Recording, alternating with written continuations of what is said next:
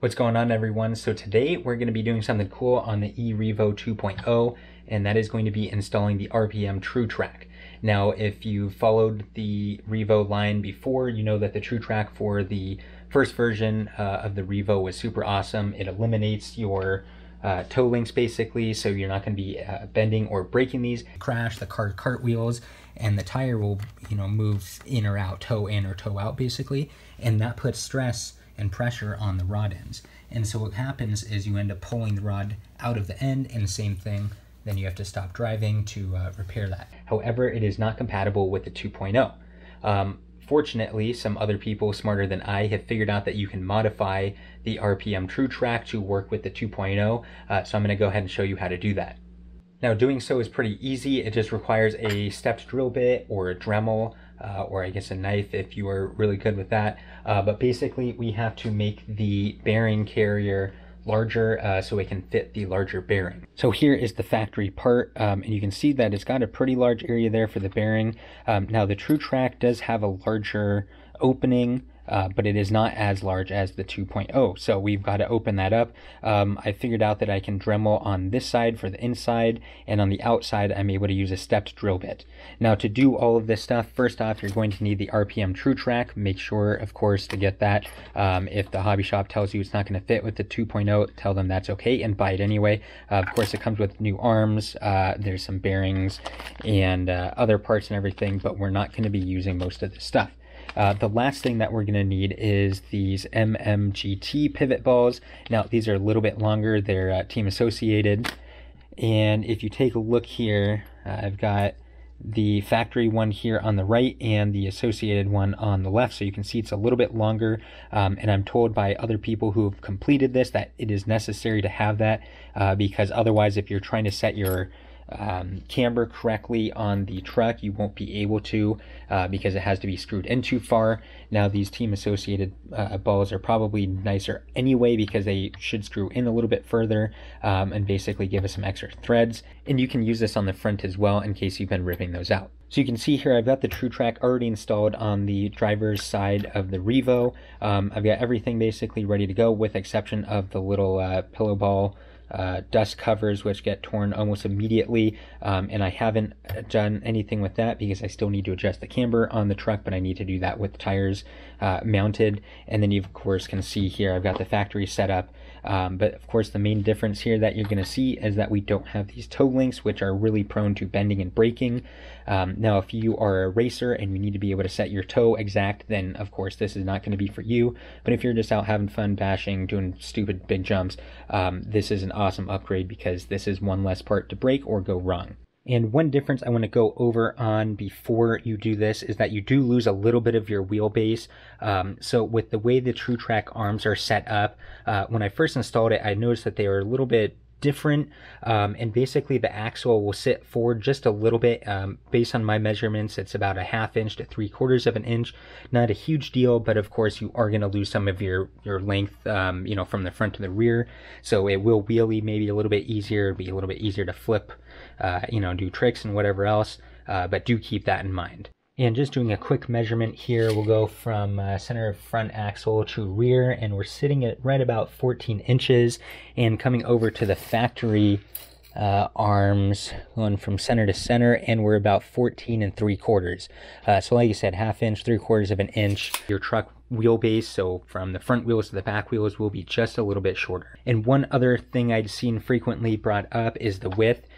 People are saying that if you put the TrueTrack on, the truck is not as wide, and that is incorrect. It is just as wide on the TrueTrack as it is for the factory arms. So first thing, now that we've got this all torn apart, is we need to get the axle and the bearings out. Now, even when you have everything attached, everything operates pretty smoothly. You want to make sure that there's no binding or tightness after you do this mod. And now that we've got the bearings out, we can really see what we've got to work with.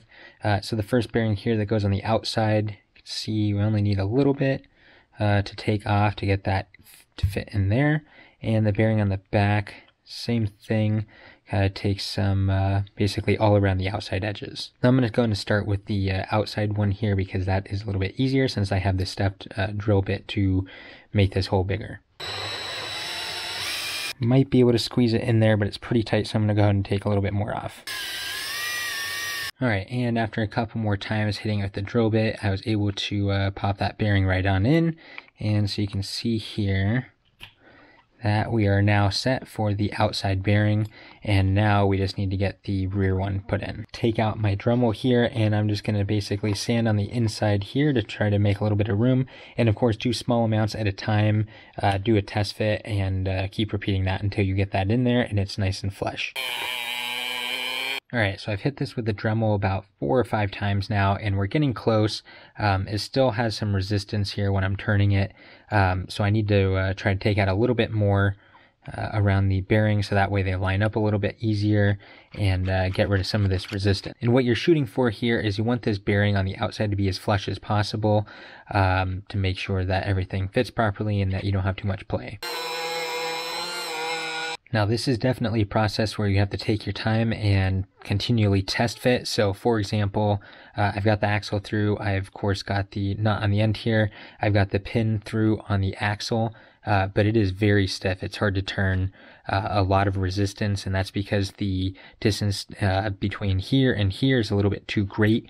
And so it's pushing onto the bearings and kind of tweaking things. So again, you got to make sure that everything's operating smoothly. So it will require a lot of test fits and tearing this thing back apart, and of course cutting out a little bit more at a time. All right, and I think I'm just about done here. You'll know you're set when you have a pretty free moving drive shaft here. And the last thing here is when you can put your wheel adapters on here correctly, of course, and drop the little pin in through without having to push anything, then you know that you should be set and you are ready now to put that onto your truck.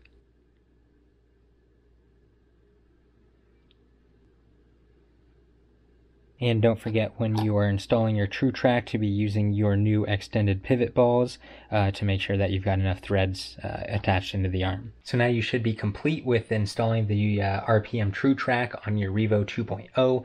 If you have any questions or comments, of course, put those down below. Don't forget to subscribe to the channel. All the links for everything that you're going to need is down in the description, and we'll see you in the next video.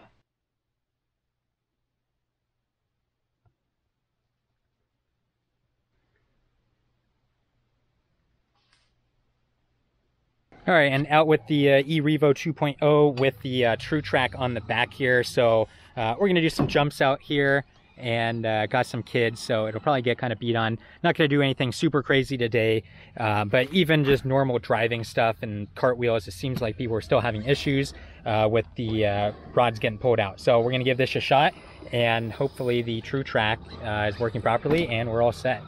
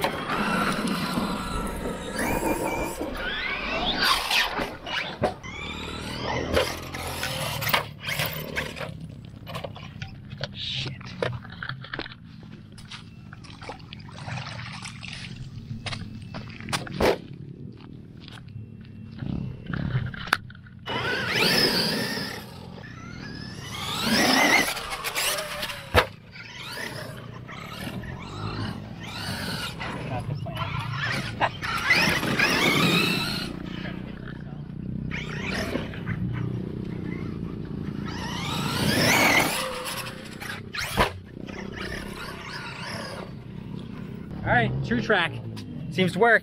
Erevo 2.0. All right, so obviously not a crazy amount of abuse, but some.